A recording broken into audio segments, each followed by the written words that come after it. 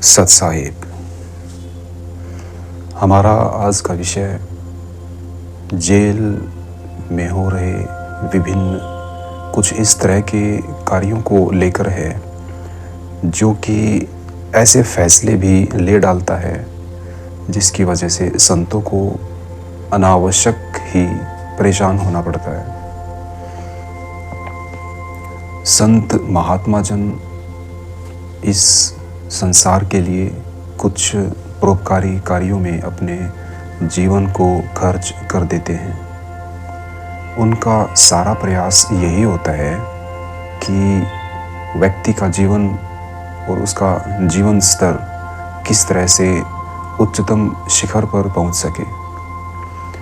लेकिन इस कार्य को जब रोक दिया जाता है या उसमें अनावश्यक खलल पैदा होता है तो उससे निश्चित ही मानव जाति का ही नुकसान होता है।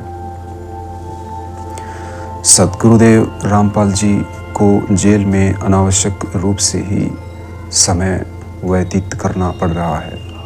निश्चित ही वहाँ का माहौल और वहाँ पे जो कैदी आदि हैं उनका उत्थान हो रहा है, लेकिन कुछ उन लोगों का भी तो नुकसान हो रहा है जो बाहर हैं, क्योंकि बाहर जो भक्तजन हैं जिनको उनके सानिध्य में जीवन का विकास करना था वो वंचित हैं। और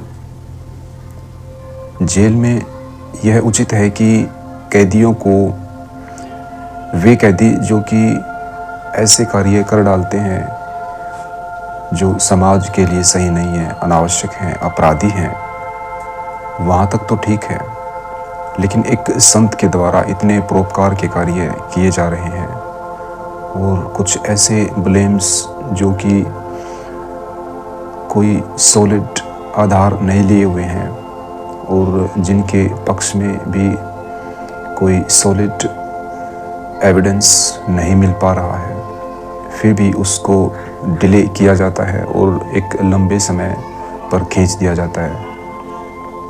यह जीवन इतना सस्ता तो नहीं है कि ये डिसीज़न लेते रहने में ही 5, 10, 15 साल यूँ वेस्ट कराए जाए एक संत के। तो संतों का एक व्यक्तियों के बीच में, उस ग्रुप के बीच में रहना परम आवश्यक है जहाँ पर वो अपने जीवन का या अपने उस महानतम जीवन की संभावनाओं का उपयोग कर सकते हैं, ताकि व्यक्ति अपने बड़े से बड़े उच्चतम शिखर पर पहुंच सके और अपने विकास को उस लेवल पे लेके जा सके जहां से वो अंततो गत्वा परम गति को भी प्राप्त कर सके। तो मुझे लगता है इस तरह के केसेस में सरकार को निश्चित ही अपने फैसले थोड़ा तेज़ी से लेने चाहिए। और ये कोई ज़रूरी नहीं है कि 10-10, 20-20 साल तक अटका के रखा जाए। सामान्य अपराधी को लेके फिर भी चलो देखा जाए, लेकिन ऐसे संत महात्मा जो कि समाज में लाखों लोगों का, बल्कि यूँ कहें कि करोड़ों लोगों का भला कर रहे हैं, नशा मुक्ति करवा रहे हैं लोगों की, दहेज मुक्त शादियाँ हो रही हैं, उनको सद शिक्षाएँ दी जा रही हैं, गरीबों का भला किया जाता है। विभिन्न क्षेत्रों में अन्न क्षेत्र जो कि फ्री सर्विस है जनता के लिए, भोजन के लिए, और भी इतने सारे कार्य हैं, उनको सतमार्ग पर लगाया जाता है ताकि वो जीवन में व्यर्थ ही भटक कर और दुष्कर्मों में लिप्त ना हो।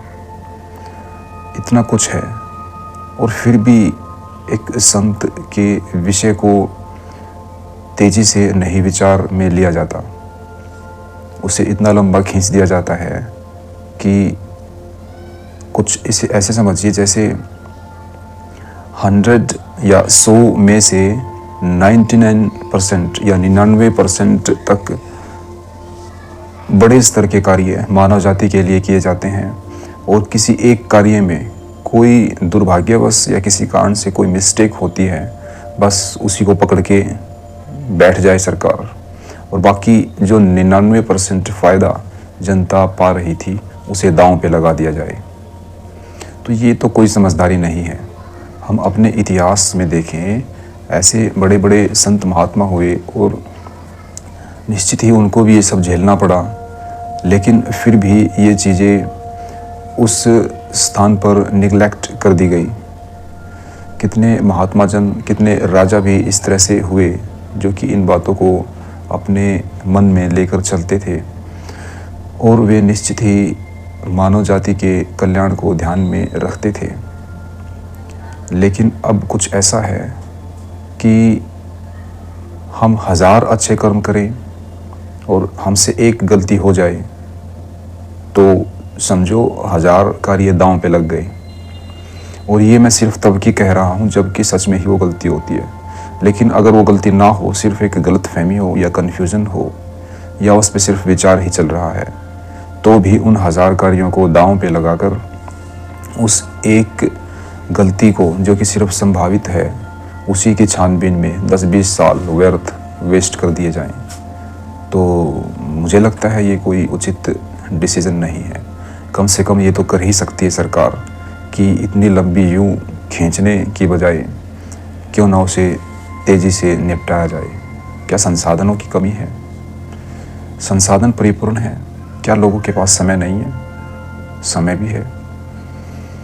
तो क्या उनको ये नहीं सोचना चाहिए कि जो इतने सारे अच्छे कार्य हैं, एक व्यक्ति बाहर रहकर जिन्हें अंजाम दे सकता है, उनको दांव पे लगाया जाए? निश्चित ही ये व्यवस्था के चरमरा जाने का संकेत है और कहें कि एक रूढ़िवादिता भी है।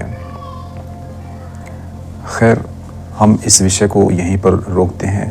हमारा यहाँ पर बस इतना ही विषय था कि व्यक्ति या ये सरकार ही ऐसा जो कर रही है वो निश्चित ही उचित नहीं है। मुझे लगता है कि ठीक है, अपनी अगर कोई गलती है भी तो उसे इतना डिले ना किया जाए। अगर उनसे कुछ ऐसा हुआ है, कोई ब्लेम सत्य है, तो उसे इतना लंबा समय देकर बकाया जो अच्छे कार्य जो कर सकते हैं वो उनको भी रोक दिया जा रहा है।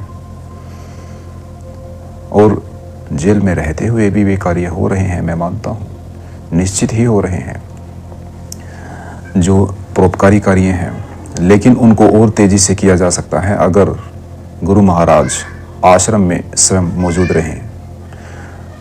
हाँ, वह ठीक है, भावनात्मक स्तर पर हम कह देते हैं कि वो है, हर जगह है।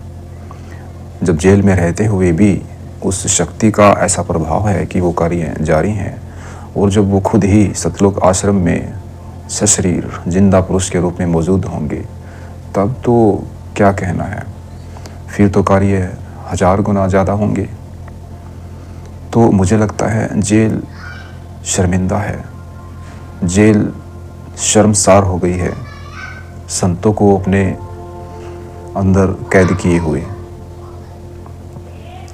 तो सरकार अगर इस विषय में थोड़ा तेज़ी बरते तो ज़्यादा अच्छा होगा। सत साहिब।